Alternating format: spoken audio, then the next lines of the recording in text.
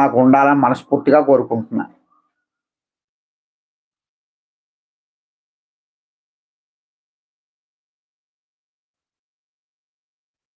ఉన్నాయా లేదా పరిష్కారం చెప్పండి అంటే ఎలాగమ్మా?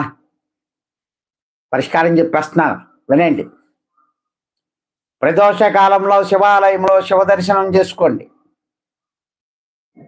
3 శనివారాలు వరుసగా జమ్మి చెట్టు దగ్గర నువ్వుల నూనెతో దీపం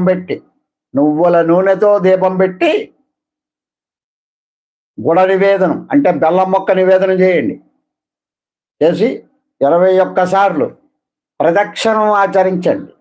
21 సార్లు ప్రదక్షిణం చెయ్యండి జమ్మి చెట్టు చుట్టూ.